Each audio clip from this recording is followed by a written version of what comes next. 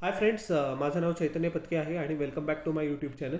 आपण या व्हिडिओमध्ये ॲनालिसिस करूया की बांगलादेशने कसा मूर्खपणा केलेला आहे आणि स्वतःच्याच पायावर त्यांनी धोंडा पाडून घेतला की ते इंडियाला वर्ल्ड कपमध्ये ते मॅचेस खेळणार नाही, म्हणून आम्ही वर्ल्ड कप बॉयकॉट करू. त्यांना काय वाटलं की आय सी सी प्रेशरमध्ये झुकून जाईल, बट आय सी सीने केलं त्याच्या उलटं. तरी त्यांना आय सी सीने गुड फेथमध्ये 24 तासाचा अल्टिमेटम दिला होता की तुम्ही तुमचा हे फालतूकपणा सोडा आणि आम्ही जी तुम्हाला आय सी सीनी एक एक्सटर्नल सिक्युरिटी म्हणजे असेसमेंट केली होती, ती पण बांगलादेश क्रिकेट बोर्डला सांगितली की आम्ही एक थर्ड पर्सन हायर केला आहे जो इंडियामध्ये तुमचे प्लेयर्स सेफ असतील की नाही याची गॅरंटी देईल आम्हाला.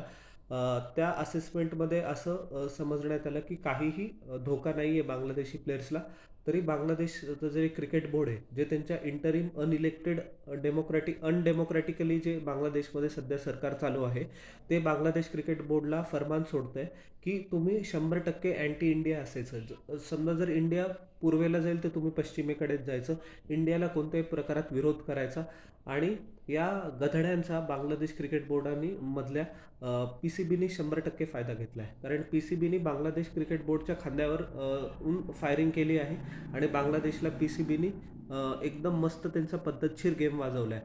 आता बांगलादेशची काय अपेक्षा होती, सॉलिडॅरिटीमध्ये आम्ही वर्ल्ड कप सोडला आहे तर पाकिस्तानने पण सोडायला पाहिजे. पण मी असं ऐकण्यात येतं आहे की मला सोर्स सांगतात आहे की बांगलादेश क्रिकेट बोर्डचे ऑफिशियल्स मोहसिन नकवी, जो पी सी बी चेअरमॅन आहे आणि पाकिस्तानचा इंटरनल मिनिस्टर पण आहे, ट्रॉफी चोर एक नंबरचा एशिया कपचा जो तुम्हाला माहिती असेल, तो मोहसिन नकवी बी सी बीच्या ऑफिशियल्सचे कॉलच उचलत नाही आहे.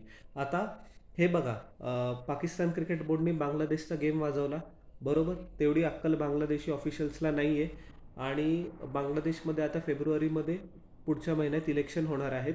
अँटी इंडिया रिटोरिक एकदम फुल फ्लोमध्ये चालू आहे. म्हणूनच त्या बांगलादेश क्रिकेट बोर्डाने त्यांच्या प्लेयर्सचा अक्षरशः यूज केला आहे, अक्षरशः म्हणजे यूज करून डस्टबिनमध्ये त्यांना फेकून दिलेलं आहे. आणि काय म्हणतात त्याला, त्या प्लेयर्सला काय बोलायचं आहे पण त्यांना बोलता येत नाही. कारण तमीम इक्बालनी फक्त असं सुचवलं होतं की हार्डलाईन पोझिशन बांगलादेश क्रिकेट बोर्डला घेऊन चालणार नाही, थोडंसं निगोसिएशन वगैरे करावं लागेल, डिप्लोमॅटिकली इंडियाशी वाकडं करून चालणार नाही. तो जो बी सी बीचा हेड ऑफ फायनान्स आहे त्यांनी त्याला इंडियन एजंट म्हणून बोलवलं होतं. आणि बांगलादेश क्रिकेट बोर्डचे पास्ट, प्रेझेंट आणि करंट प्लेयर्स सगळ्यांनी एकमुखाने विरोध केला होता त्या B C B chairman of फायनान्सचा. आणि बांगलादेश प्रीमियर लीग जी मध्ये चालू होती, पुढच्या दिवशी ते ग्राउंडवरच आले नाही. ते म्हटले जोपर्यंत या माणसाला तुम्ही हुसकून नाही देत तोपर्यंत आम्ही खेळणार नाही. प्रेशरमध्ये येऊन बांगलादेश क्रिकेट बोर्डाने त्याला म्हणजे हटवून टाकलं, बरोबर. प्लेयर्सनी लगेच दुसऱ्या दिवशी फील्डवर आले.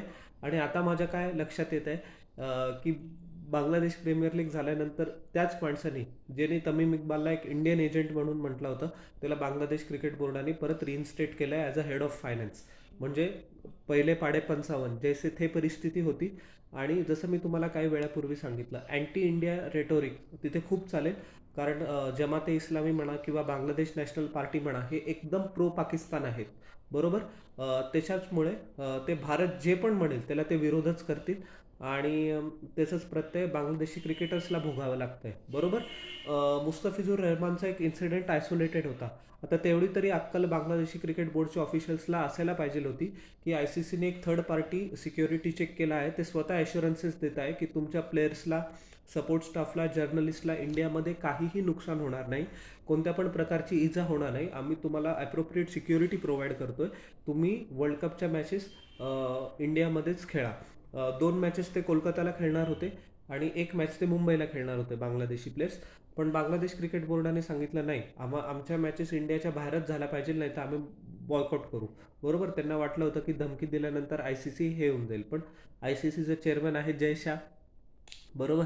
त्यांनी लगेच एवढं सगळं करून पण, आणि मी तुम्हाला व्हिडिओच्या स्टार्टिंगला सांगितलं होतं, 1 दिवस दिला होता बांगलादेशला, तरी त्या मूर्खांना अक्कल आली नाही. मग Bangladesh is replace by Scotland in the T20 world cup. आणि माझ्या मते हा 100% चांगला डिसिजन आहे.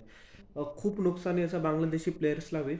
एक बांगलादेशचा क्रिकेटर आहे अनामुल हक म्हणून, मल्टिपल फॉर्मॅटमध्ये त्यांनी बांगलादेशला रिप्रेझेंट केलं, पण सध्या तो नॅशनल टीम सिलेक्शनच्या सिनारिओ म्हणजे बाहेर आहे, त्याला सध्या साईडलाईन केलं आहे पुअर फॉर्ममुळे. त्यांनी एक ब्रेवली फेसबुकवर पोस्ट टाकलं की वर्ल्ड कप हा प्रत्येक प्लेयरचं स्वप्न असतं, ते देशाचं स्वप्न असतं, ते फॅन्सचं स्वप्न असतं, बरोबर. सो तो एक सबटल मेसेज द्यायचा प्रयत्न करतोय, बट ओपनली कोणीच इंटरिम गव्हर्नमेंट विरुद्ध तिथे रिवॉल्ट करू शकत नाही. कारण तमीम इक्बालनी थोडंसं जरी डिप्लोमॅटिक चॅनल गो थ्रू करायला सांगितलं, तर त्या गधड्या बांगलादेश क्रिकेट बोर्डाच्या खजिनदाराने त्याला सांगितलं की तू इंडियन एजंट आहे.